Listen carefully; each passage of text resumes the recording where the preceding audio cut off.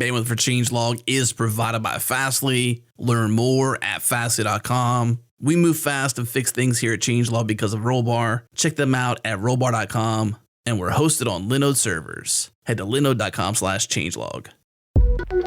This episode of the Changelog is brought to you by Hired. One thing people hate doing is searching for a new job. It's so painful to search through open positions on every job board under the sun. The process to find a new job is such a mess. If only there was an easier way. Well, I'm here to tell you that there is. Our friends at Hired have made it so companies send you offers with salary, benefits, and even equity up front. All you have to do is answer a few questions to showcase who you are and what type of job you're looking for. They work with more than 6,000 companies, from startups to large publicly traded companies in 14 major tech hubs in North America and Europe. You get to see all of your interview requests. You can accept, reject, or make changes to their offer even before you talk with anyone. And here's the kicker, it's totally free. This isn't going to cost you a thing. It's not like you have to go there and spend money to get this opportunity. And if you get a job through Hired, they're even going to give you a bonus. It's normally $300, but since you're a listener of the Changelog, they're going to give you $600 instead. Even if you're not looking for a job, you can refer a friend and Hired will send you a check for $1,337 when they accept the job. As you can see, Hired makes it way too easy. Get started at hired.com/changelog.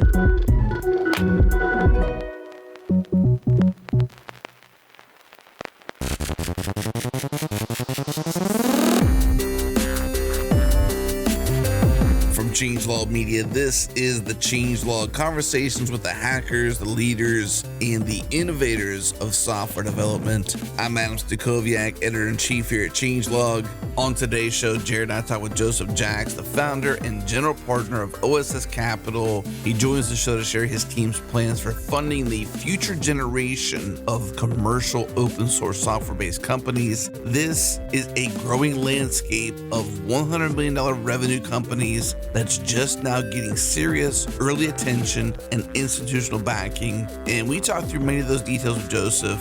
We cover the whys, the hows, why open source software now, deep details around licensing implications, and we speculate the types of open source software and companies that make sense for this type of investing.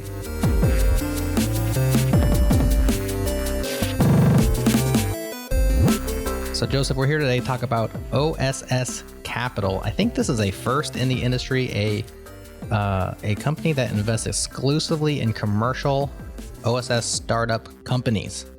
So very cool. You announced this recently. First of all, welcome to the Changelog. Thank you so much for having me. It's really, really cool to be here.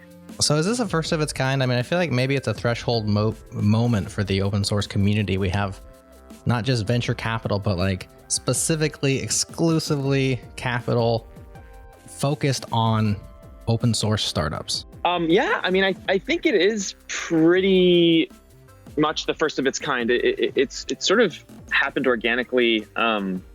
We've been thinking about the sort of nature of open source as it relates to company building and this sort of broad class of companies that you could call commercial open source software companies.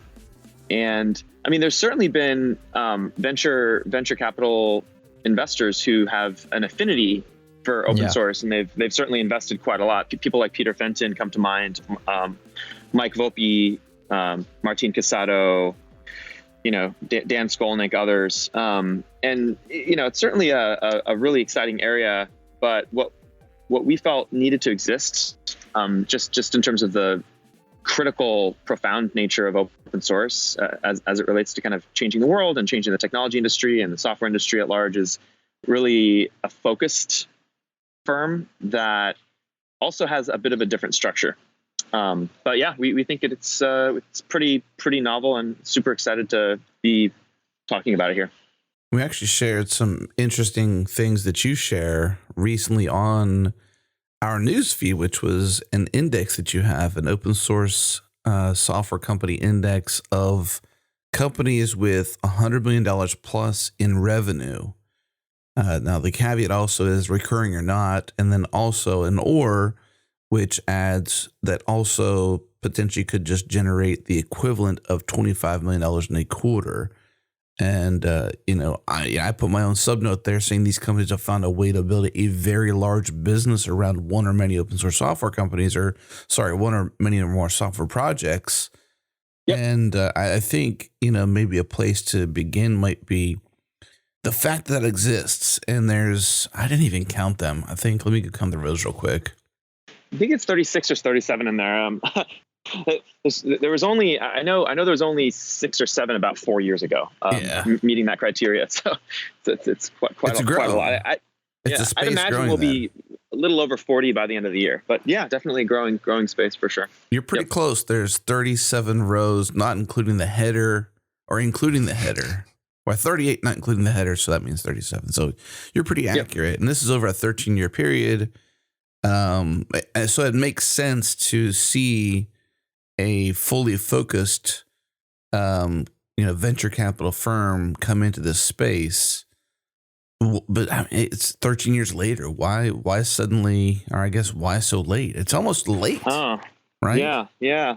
That is a really, really good question. I think one way to answer that, there's lots of ways to answer that question, but one potential way of looking at it is 2018 is a really huge year for commercial open source.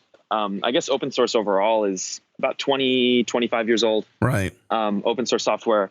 And just in the last sort of 5-ish years, we've seen a huge amount of growth in the sort of, kind of emerging category of companies that you could kind of classify as commercial open source software companies. Like your mention of the index that we've been maintaining for several years kind of indicates that obviously there's quite a lot of activity in companies that have formed that have reached huge levels of scale. 100 million in revenue or 25 million revenue quarter, so sort of a run rate of 100 million revenue, was chosen as a metric just based on like that revenue number being pretty relevant to companies that can kind of go public or have large outcomes.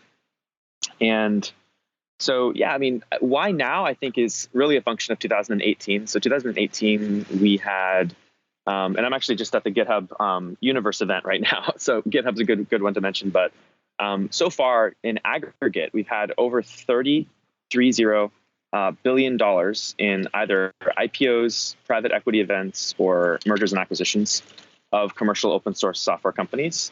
Most of those are companies that have been in existence for several years, at least 5 or 6 or 7 years, in some cases 10 years. So it takes the sort of similar or same amount of time roughly for commercial open source software companies. I believe it's possible to do this in a shorter period, but roughly between 8 to 10 years to sort of become large sustainable sort of public IPO-able companies.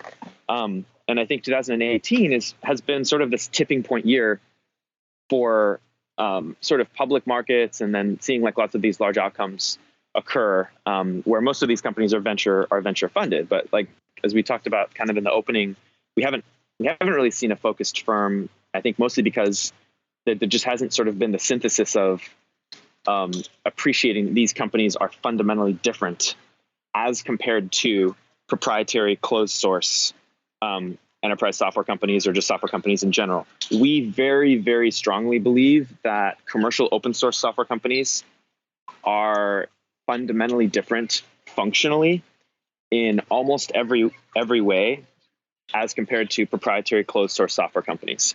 And that's kind of another motivator for starting OSS Capital is, the founders need to be served differently. The sort of support structure is sort of very different along lots of different dimensions. And the companies kind of just grow and evolve and go to market and build products, build businesses also quite differently. But just to answer your question, I think 2018 has been a really, really remarkable year for large open source outcomes. Obviously, GitHub being bought by Microsoft, MuleSoft having their second exit to Salesforce after IPOing last year, Magento getting acquired by Adobe, SUSE getting acquired by private equity firm, Elastic's IPO, CoreOS getting acquired by Red Hat, Alfresco getting acquired by a private equity firm. We think that there's quite a lot of IPO sort of dominoes, if you will, that are going to fall over the next several months. Even we think there's probably a few more between now and the end of the year. So that's one of the other factors of 2018. And I guess maybe one last comment. In 2018, almost on a monthly basis, like January, February, March, April, May, like every single month, we've actually seen a large commercial open source outcome, like every single month. So it's been pretty amazing so far as a year. Definitely ahead of steam going. I want to hear from you on these differences between these types of companies. But before we get into that, let's talk about yourself and your team and what makes Joseph Jacks, the guy to be the founder and general partner of OSS Capital. As I mentioned, you have a team. You're not the only one. You have Asim Islam from Micro. You have Heather Meeker, who we've had on Changelog shows, amongst others. But what makes yourself well positioned to head up a fund like this? And why are you so specifically not just focused on OSS, but excited by it and want to, put money there and put efforts there?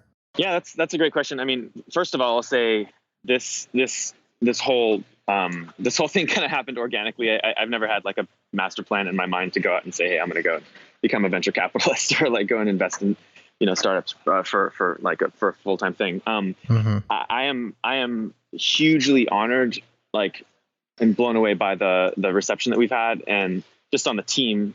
Heather is really incredible. Asim, Nick White, Kevin Wang. We have this sort of support structure of founders kind of behind the firm, and a handful of other folks will be making announcements on over the next couple of weeks. But I'd say that just to kind of genuinely answer your question from my own personal standpoint, I've really just been thinking about commercial open source software company sort of dynamics and developments and stuff like this for many, many years. That was part of why I started maintaining this spreadsheet, and part of what kind of has drawn me into working at different open source oriented kind of companies, whether it was Talend almost 10 years ago or early on at Mesosphere, or kind of working around the Kubernetes community. I think open source is just, fundamentally changing the world, will change the world, continue to change the world. But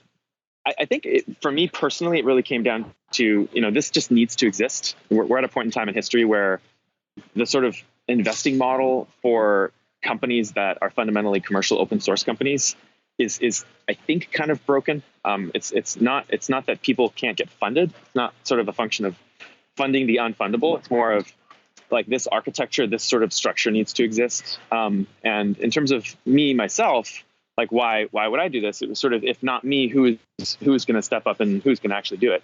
And so I just sort of thought, well, no one's really stepping up. Sort of months went by, month after month, sort of thought, well, this is pretty obvious. Someone should take a shot at doing this. And so I sort of thought, if not me, who? And then if not now, when is sort of the second question. If not, right now, it doesn't make better sense to do this next year or a couple of years. And then sort of, I think I ultimately just poked on that a little bit more, and like now ultimately became very, very clearly the sort of the right thing to do. So that's kind of organically how things came together. But you mentioned Heather. Heather's really incredible. She's sort of been leading a lot of really amazing projects and work and initiatives around the legal side of open source software on in terms of commercial IP and licensing and things in that area for almost 20 years. We're very honored and excited to have the team that we have. Yeah, for Heather, she wrote a book called The Business of Open Source, which I highly recommend reading. Yep, great book. Of recent, some controversial licensing around Common Clause. I believe she penned that. Something I thought of when you were saying this was I was thinking about the different types of venture-backed or common venture-backed ventures. So a typical might be a startup, which is, I'll just say, bring your idea and customers. VC may back you. in terms of, say, an IPO or say I'll back up and say ICO world, initial coin offering, bring your white paper, and then maybe an open source, it's bring your code and community. Is that fair to say? Is there some more layers to add on there? Wow, that's interesting. I'd never look at it from those sort of dimensions, like sort of code to code and community to VC, white paper to ICO, and what was the third one? The first one was just bring your idea and customers, because like idea and customer, right? And Shark Tank is like, what's your idea, what's your customer, what's your sales, right? I see. ICO is like, hey, bring your white paper. If your white paper is clear enough and your idea is big enough and it's whatever, right? And then maybe here it's more like, do you have code? Do you have community? Right.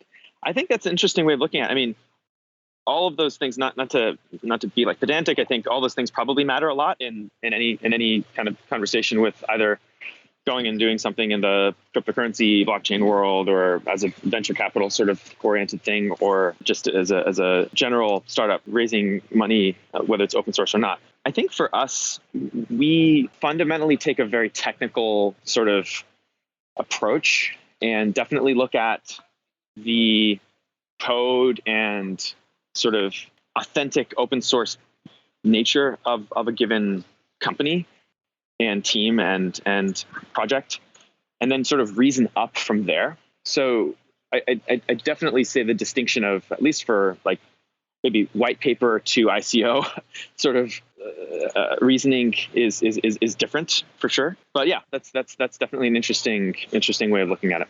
Should also mention, while I guess we're past Heather slightly, but before we go completely past Heather, Request for Commits, episode 9, Michael and Nadia had Heather Meeker on talking all about open source and licensing. So we'll link that one up. Definitely a good one for the archive. Go back. It's evergreen, and listen to Heather. She has tons of knowledge about this stuff. And for me, where I get in over my head just thinking about the challenges of commercial open source is in the nitty-gritty of the entities and the licensing and the legal.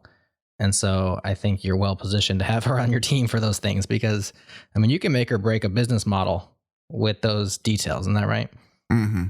I think that's absolutely true. So one of the things that I think we'll be talking about a little bit more as we sort of share our sort of perspectives and views of the world and different things that we believe in. But we think that business model innovation is a really, really, really critical topic in the world of kind of commercial open source company building. So we have, I think if it's possible to build on what you're saying around, kind of ICO-able, VC fundable, and just generally open source or sort of general company funding kind of dynamics, we think that there's maybe like 3 or 4 reasonably well understood and implemented business models for commercial open source software companies. And you could sort of categorize them as, maybe one is the Red Hat business model, where you don't have any intellectual property that you're holding back. You're just selling support services and subscriptions. And there isn't any sort of proprietary code that you're holding back through closed source license-based mechanisms where people have to, sign a contract and get access to a key and then use the proprietary features. And then there's sort of open core model, which I think we don't really quite yet have industry agreement on in terms of what that actually means. But I wrote a little blog post about this a few months back, sort of just defining open core, what that really means, and sort of a spectrum. It's not really a binary thing. And then what some of the trade-offs are between different approaches. Mm-hmm. We think open core is another business model. Maybe a third one is hardware-based distribution. So like a kind of SourceFire for Snort, the IP intrusion detection project, or for example, Cumulus Networks, the kind of custom Linux-based network operating system that Cumulus goes and distributes through like white box switch vendors like Supermicro and others. So that's like more of like a hardware-based distribution model. Those are sort of maybe 3, a fourth that we're starting to see emerge. But again, I think we really strongly believe that there needs to be even more business model innovation, kind of even broader than these 4. A fourth is potentially the sort of like decentralized network-based supply-demand dynamics between the consumption and the production of a given open source project's primitives, either over a network or over a storage service or what have you. So there's one storage network that is sort of based on a kind of decentralized model called Storj or Storage. And they made some announcements a couple months back or a month back around partnering with different storage-oriented open source projects for that sort of decentralized developer-oriented business model, so that you can have more of a fractional alignment of the compensation between the developer consuming a service and the author of the project producing the service on the network. And that's also very interesting. But I think we really deeply believe there's definitely going to be more business model innovation, but there should be more business model innovation. And I think the main reason for that, the main reason that causes us to have a strong conviction here, is that we really believe open source software creates or generates orders of magnitude, many orders of magnitude more value than any constituent can capture. And that includes cloud providers. So if cloud providers are building a really differentiated service, like, say RDS for Postgres or MySQL or other, say, open source databases, but then you also have the vendor ecosystem behind those projects directly building, perhaps competitive cloud services or competitive products. We just believe that open source software is so widely deployed and sort of so widely permeates the world in so many different environments, and it's free to use. So the friction is basically zero in terms of the distribution cost of the code and the project itself. That it's actually impossible to calculate this precisely, but we just believe that there's like sort of a fundamental like math constant that you could model potentially that sort of will say open source software will always generate and create orders and orders of magnitude more value than any constituent in any of those sort of dimensions can capture. So cloud providers, commercial open source companies like Elastic, like Cloudera, like many others, and then even including the creators. And so this is a more controversial topic, even including the authors that they can capture. So we just think like those four business models, if you could sort of categorize them in a way that we have industry agreement, are necessary but not sufficient, and we should encourage and we should try to move towards just more business models in general. So at OSS Capital, we tend to sort of be of the sort of like inclination that we're not opinionated around a given business model and generically sort of say, oh, this is the one that works. It tends to be more contextual. It tends to be more project specific in many cases. But we just know for sure that there's a lot of innovation that needs to happen here, and we're going to be very supportive of that.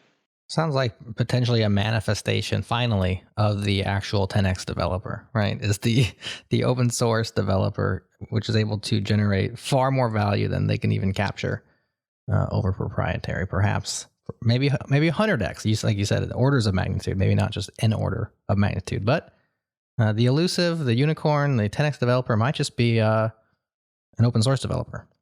I think that's actually true. I think that's true. I mean, one way of looking at this is, if you and this is actually a study we're currently working on, so I can give you a quick preview of some data we'll be releasing here and some research. But if you go and survey or interview, say 3 or 4 of the large commercial open source software companies, and I'll just pick out some random ones. I'm not selecting these for any reason other than just maybe they're good candidates. But say Confluent, the company behind Apache Kafka, say Docker Inc., the company behind Docker and the Docker tools, and let's say maybe Cloudera. So Cloudera, the company that's commercializing Hadoop and recently merged with Hortonworks.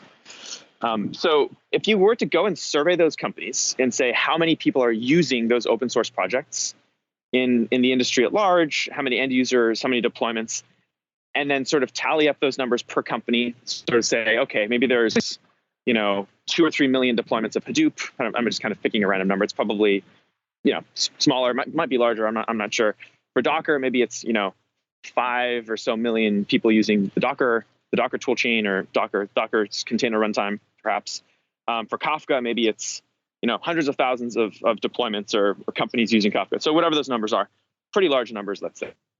And then if you were to ask each one of those companies also how many customers they have, how many paying customer entities they have relative to the number of deployments of those open source projects, it is probably, and we've sort of done anecdotal estimations of this, but we actually want to get the hard concrete data to publish that, so it's useful for the industry and also useful for our founders.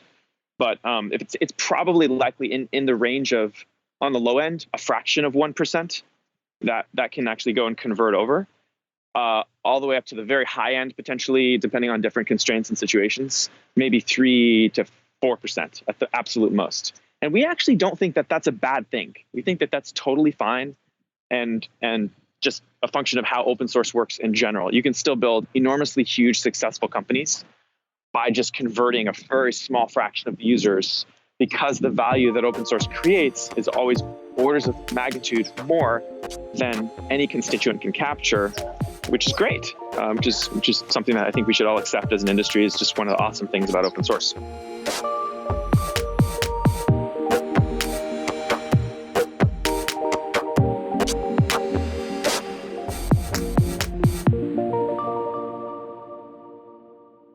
This episode is brought to you by Linode, our cloud server of choice. It's so easy to get started. Head to linode.com/changelog. Pick a plan, pick a distro, and pick a location. And in minutes, deploy your Linode cloud server. They have drool-worthy hardware, native SSD cloud storage, 40 gigabit network, Intel E5 processors, simple, easy control panel, 99.9% uptime guaranteed. We are never down. 24/7 customer support, 10 data centers, 3 regions, anywhere in the world, they got you covered. Head to linode.com/changelog to get $20 in hosting credit. That's 4 months free. Once again, linode.com/changelog. And by GoCD. GoCD is an open source continuous delivery server built by ThoughtWorks. Check them out at gocd.org or on GitHub at github.com/GoCD. GoCD provides continuous delivery out of the box with its built-in pipelines, advanced traceability, and value stream visualization. With GoCD, you can easily model, orchestrate, and visualize complex workflows from end to end with no problem. They support Kubernetes and modern infrastructure with elastic on-demand agents and cloud deployments. To learn more about GoCD, visit gocd.org/changelog. It's free to use, and they have professional support and enterprise add-ons available from ThoughtWorks. Once again, gocd.org/changelog.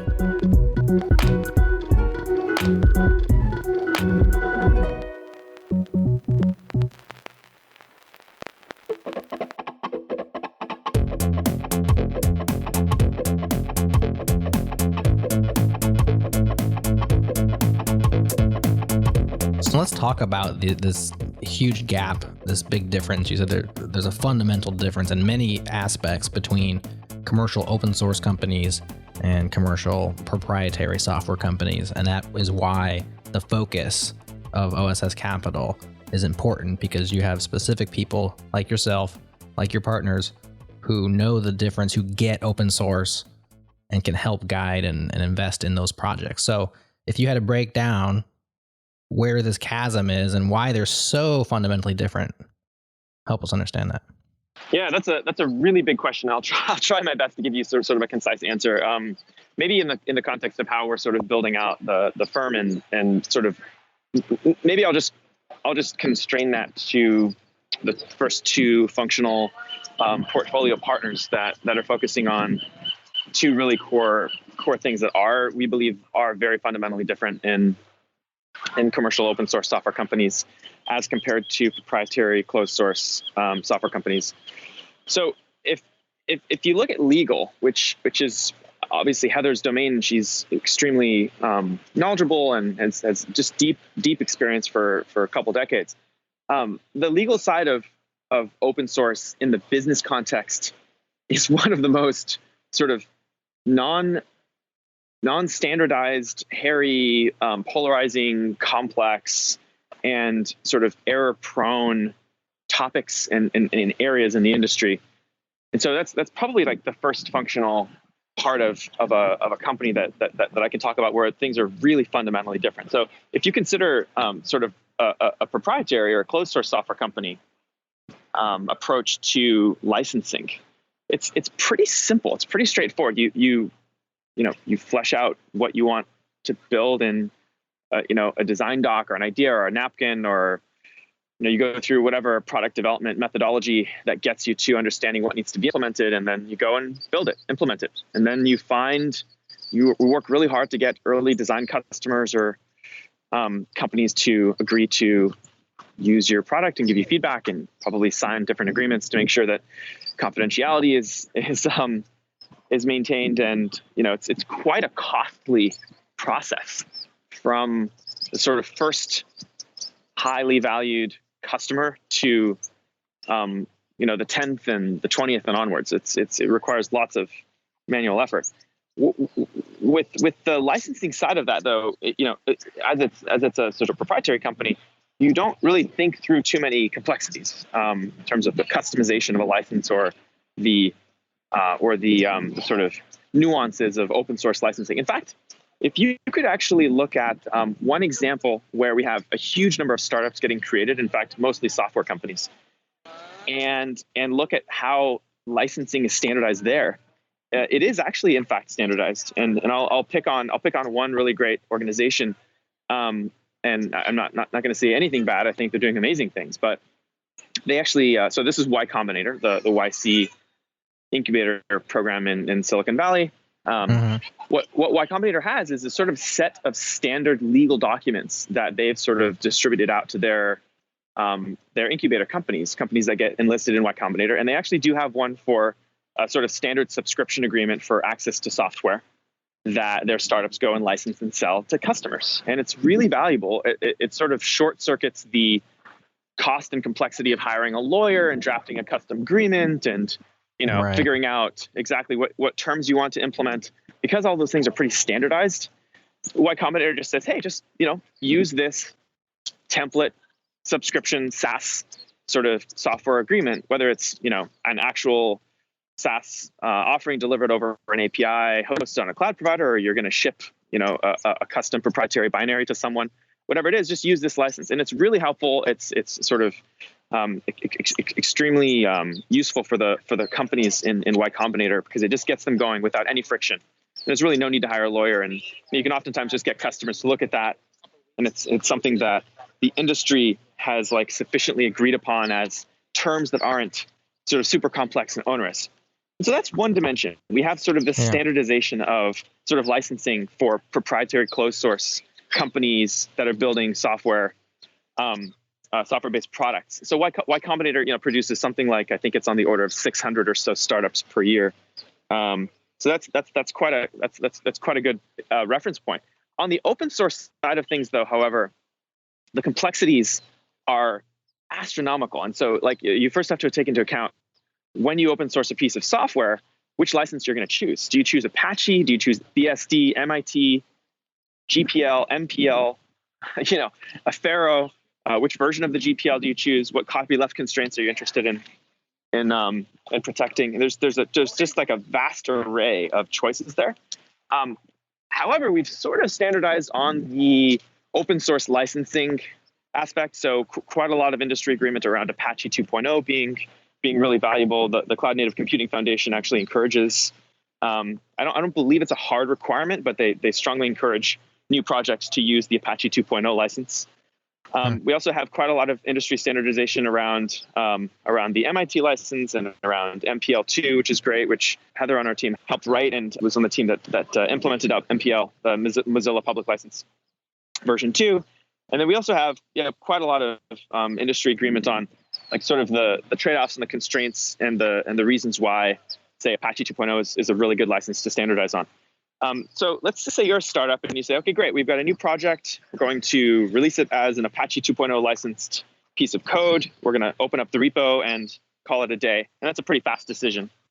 However, when you want to build a product around that commercial sort of open source company that sort of builds on that Apache 2.0 based project, you run into all kinds of complexities. It's not a simple matter of saying okay, we've got 20,000 companies using this open source project, and we want to go and use the Y Combinator. So, for example, again, not picking on Y Combinator, but we're going to just bolt on the we'll just bolt on the Y Combinator terms of service and IP and warranty and indemnification and trademarking and all the sort of template terms. We're going to just bolt on that agreement to our open source license and maybe hold back some code in a private repo and then just distribute that to customers. That would not work for myriad reasons. And so what we sort of see with commercial open source licensing in these commercial open source companies, what we've observed, and Heather's been very close to this, is there are actual full-time legal teams, typically headed up by a general counsel, which is a similar role in proprietary software companies. But what they do is basically they spend a huge amount of energy and effort, case by case, relative to the projects or the project that the company is based on, and they write custom agreements from scratch. And the cost and complexity of writing those custom agreements for the sort of commercial proprietary bits on top of the open source project are very, very sort of nuanced and tailored to what kind of product they're building and how they're going to market and what kinds of sort of transaction volume looks like in terms of the size of the customer base, how large the deals are, how strategic kind of customers are, what kinds of needs the customers have in terms of the indemnification side of things and multiples and the warranties. And there's just a huge, massive legal customization that goes into those agreements. And they're often called MSLSAs, or Master Software License and Service Agreements. And so we think that on the legal dimension, so this is like one of the things that we're kind of scratching on and working on. You mentioned Commons Clause, which caused quite an uproar, a lot of excitement in the industry, which Heather did author. I didn't see anything from her though on the response. Just earmarking that. Yeah, for sure. I'll come back to that in a sec. But basically, just commenting on the standardization side of things. Mm-hmm. If you look at the opportunity to potentially have a level of standardization on the commercial licensing side of things for open source that we have for the open source licensing part of projects. So Apache and GPL, let's say, being really standardized.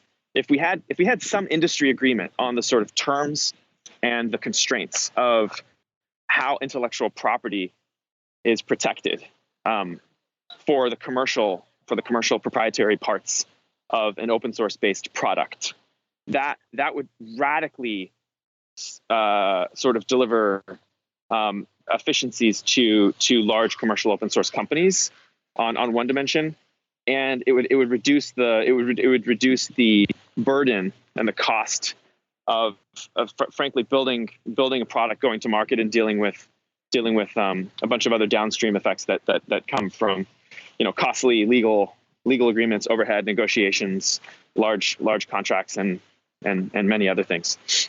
That's sort of the legal, sort of how the legal side of commercial open source company building is very different from the sort of proprietary company building. This is a very long answer. Well, it's super hairy, and it's definitely probably the main yep. problem space that people need help solving right out of the bat, yep. or maybe as yep. as they bring their product to market. It could even have implications on how you go about building things. So definitely, I mean, huge difference, like you yep. said, with proprietary companies. Licensing is very straightforward. Like you said, YC for startups has like a canned thing. I'm sure you can buy off the shelf ones, or you could hire a lawyer and you basically build a license and you're done. But for open source corporations or commercial open source companies, it's a quagmire. So definitely need counsel, need advice. I think it's a place where y'all can bring a lot of value for people getting started. Is that the big one? You said you were going to give us two. I know that was a big one. Do you want to dive into another difference, or should we move forward from the conversation? I'm happy to dive into. So I'll just say at a top level, if you were to sort of stack rank by function, and legal is obviously a really important, like super critical function. But if you were to stack rank by function, where these commercial open source companies are fundamentally different as compared to proprietary closed source software companies, legal would, I totally agree with you. Legal would definitely be at the top of the stack. Perhaps the second sort of rung in that stack would be finance, sort of how you deal with accounting, revenue recognition, reporting, auditing, general P&L management, and just overall the finance function. And so we have Nick White as our portfolio partner for finance, and Nick is a really experienced open source company veteran, all in the finance dimension. He was the sort of founding finance executive through to the large outcomes. So very early on through to the large outcomes of companies like SpringSource, which joined VMware. This is a company behind Spring. Talend, where Nick and I worked together many years ago, which IPO. This is sort of ETL middleware company. Talend is a public company now. Obviously, he helped and consulted a bit with Hortonworks, but he was also the sort of founding finance executive and head at Elastic, the company behind Elasticsearch, through to setting them up to IPO, which happened very recently. So Nick has a lot of wisdom and experience there. I can go into lots of the reasons why the finance kind of function is very different, fundamentally in many ways for open source companies. I mean, that one confuses me. It surprises me because once you get past the licensing and you now have a model that's working, I would assume for any corporation you have, I mean, profit and loss works very similar across all organizations, right? Or the accounting, the checks and balances. So I don't necessarily want to camp out here for the rest of your time because I know you have a hard out here, but maybe just enlighten me on what I'm missing here with regards to finances being different. Yeah, that's a really good question. So, I mean, I'd say that for managing a P&L, for doing the sort of duties of a finance role in terms of generally accepted accounting practices, or just a sort of rigor and industry standards there, just overall, like legal, and I don't think things are radically different. It's contextual to the approach of applying those functions very differently in commercial open source software companies that you start to see a lot of divergence and just a huge amount of behavioral uniqueness. Okay. So for example, when you're actually looking at managing a budget and applying constraints and priorities around where dollars are spent, for example, and how you actually run a budget and manage the flow of money in and out of a company. With commercial open source companies, you're doing a lot of upfront.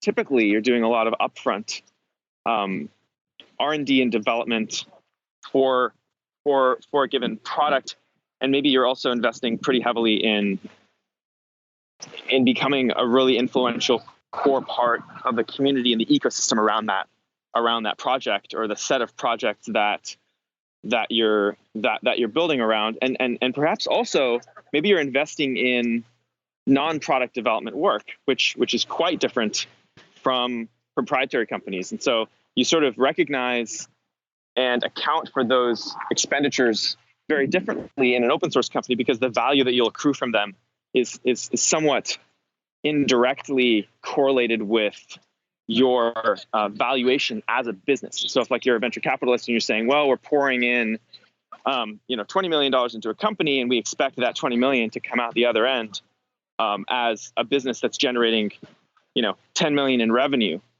you probably aren't going to have anywhere near the same level of decisioning with a commercial open source software company. You might sort of relax the constraint of, well, we're not looking for 20 million in revenue or out of a $20 million investment, where maybe we're looking for 5 million more end users of the project that the company is based on, and we want to measure ourselves against spending that capital to achieve those goals.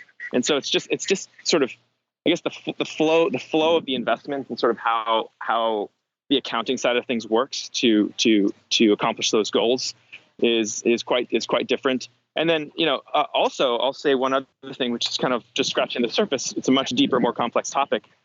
But commercial open source software companies, the best ones, the ones that scale, the ones we've researched and sort of observed over the years, are geographically distributed, and they're not centralized and fundamentally centralized in one area. And that translates to running the finance function very, very differently. It translates into running office space lease management, the size of leases, the sort of overall scope of office space and international expansion, subsidiaries, the cost of setting up those subsidiaries, country-specific labor laws. There's a lot of things that can kind of come out of that. And so there's a couple of areas to kind of double click on in the finance function, but it is definitely one of the things that we think is a fundamentally different aspect of commercial open source companies. And one thing I'm seeing here too is, since you mentioned Commons Clause, sorry, and just tell me if I'm poking in the wrong direction here, but the connections I've seen is that Commons Clause definitely made a stir, began with about a month ago, where, what was the relicense? The name is gapping me, and I hate that when that happens right here on the air. That's Redis. Redis was relicensed, or some parts of it were the commercially viable open source sides of it were licensed under this new Commons Clause. It created a stir. It seems that the source code, at least for the license, was about a month old. I'm wondering, Kevin Wang, also strategic advisor for you, was the open sourcer of that via his company, which is FOSSA. Heather Meeker obviously was the person, the lawyer who had penned it, and she's also a partner in OSS Capital. And you mentioned a couple times YC and their way to roll out and make easy legal documents, to talk through sort of all that you just went through there. Is this well orchestrated? Is that all connected, or am I just reading between the lines here? I would say a lot of those things are connected, or sort of interrelated slightly. Maybe just to summarize, sort of like a thought of looking at Commons Clause maybe as like a stepping stone or a building block. There's a useful way of I think framing this, which is, if you look at the problem and then reason up from there, it's maybe maybe easier to understand all the moving parts, because there's quite a lot of things kind of happening in this area. So I think the problem can be summarized as, we don't have commercial open source licensing agreement. We don't really have industry agreement around how to implement the protections for products that are built fundamentally on top of a given open source project, or a small number of them, right? And that's where we have all this inefficiency and sort of duplication of effort and lots of overhead in terms of legal effort and spend. And so Commons Clause was really an effort to protect against a couple of things. And Redis certainly has a focus area in terms of their relationship with cloud providers. I'd prefer to hold off on commenting there specifically, given that's a pretty hot topic. Yeah, it's deep. Too deep. However, the general problem space that Commons Clause, I think, is a great building block for is basically trying to get industry agreement on how we can have standardization of some kind, or at least some agreements around the legal constraints and the legal terms for a proprietary based product that has a sort of thin layer of proprietary code, or thick layer potentially even, but that's going back to sort of business model implementation on top of an open source project where you already have a huge amount of distribution in that open source project, and the base kind of open source project license is agreed upon and standardized, whether it's Apache or GPL. That's kind of the general problem space. This is a super hugely complex topic. The way I sort of summarized it there might even be an oversimplification, but that's kind of like how I look at the broad problem space. I guess maybe a real easy yes or no question might be: is Commons Clause fundamental to what you're doing with OSS Capital? That's a really good question, and I think what I'll say is Commons Clause is a good building block, and there's lots of benefit to the industry starting to talk about these problems with more rigor, with more focus, and I think Commons Clause accomplished that. Whether even though there's a polarizing sort of dynamic around how certain vendors might be for Commons Clause, many others might be against it. I think what's happening and what's important is it's getting the conversation started, and it's a really good building block. So on your website, there's 4 big goals. You have strategic 15-year goals. And one of those, number 4, is commercial OSS license best practices. And so this is like a big goal of yours, is to help create this similar to the way YC did with their kind of off-the-shelf licensing, is to like, let's come around some best practices of how to do this. You call it kind of a Creative Commons for commercial OSS. And so this is a goal of yours. And so tell me if I'm reading it correctly. What you're saying is right now, Commons Clause is a stepping stone towards that. It's a beginning point, but it's by no means the end game for the way you think commercial OSS companies should move forward.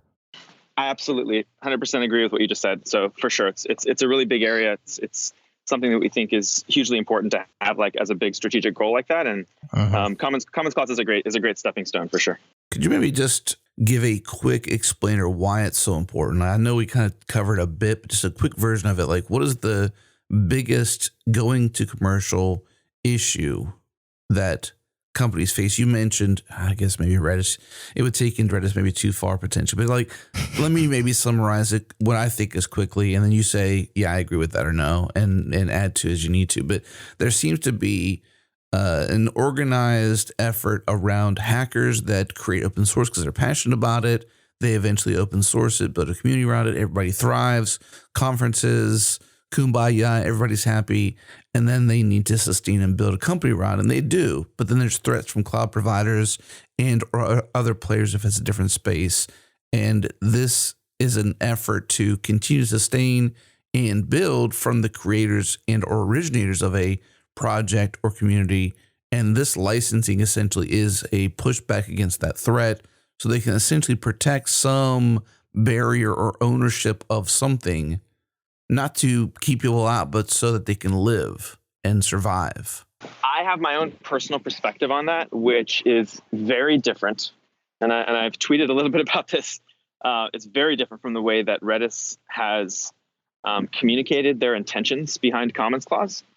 And I think that, as I mentioned, Commons Clause as a building block could potentially be getting some good conversations started. I do not think it's the destination, and there's a lot of additional work we need to do beyond Commons Clause to try and really move the state of the art forward here.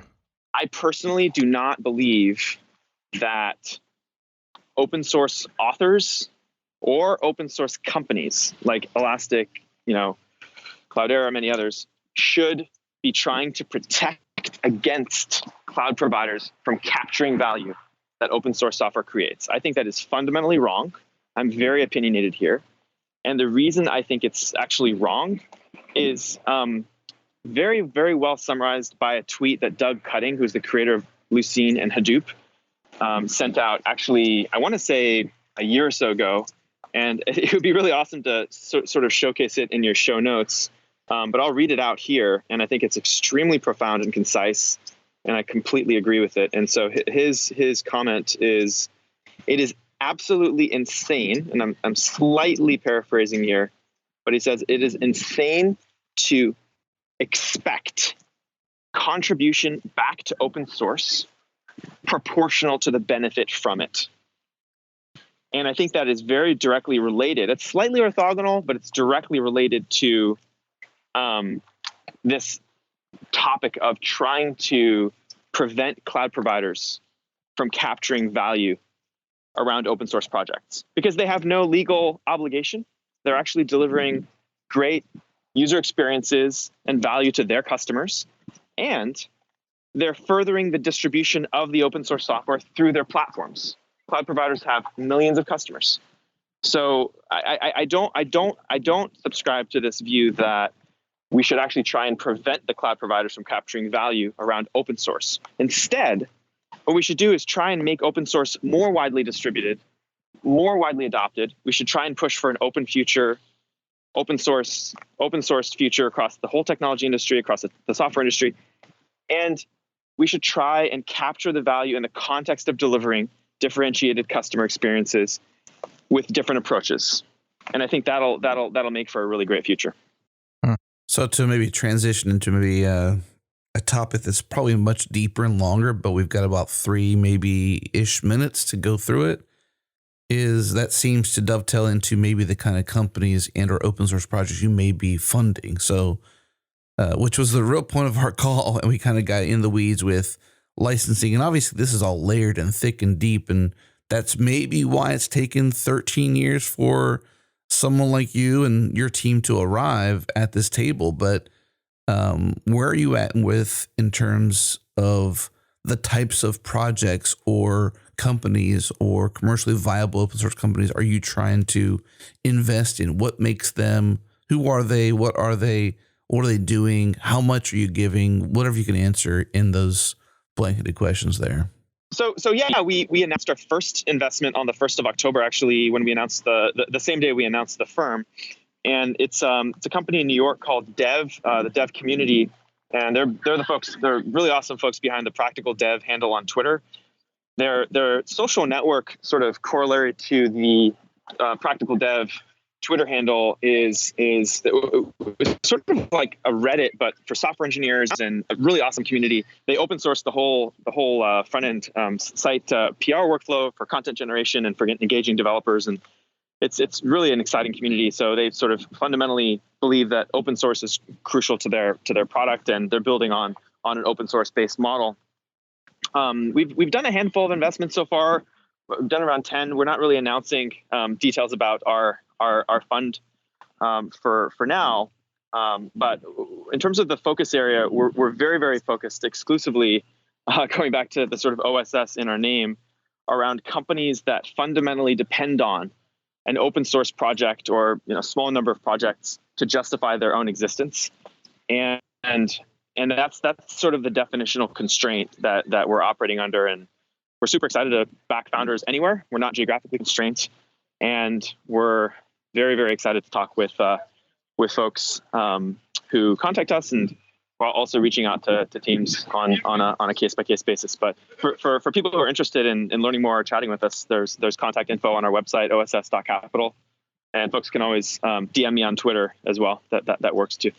Good deal. And even on your site, you do have sort of this version of it as well, where you define what commercial open source companies really are. If a given company heavily relies on and or builds an open source project or projects as the fundamental building block justifying its core product / service existence, it is definitionally a commercial open source company. So good job on defining that. That's sort of the hard part in most cases when it's so new and so fresh, yet 13 years later, right? Or 13 years earlier, 13 years late, whichever label you want to apply there. But definitions are certainly helpful because it definitely lets you draw a line and understand where you're operating, where this is such new territory.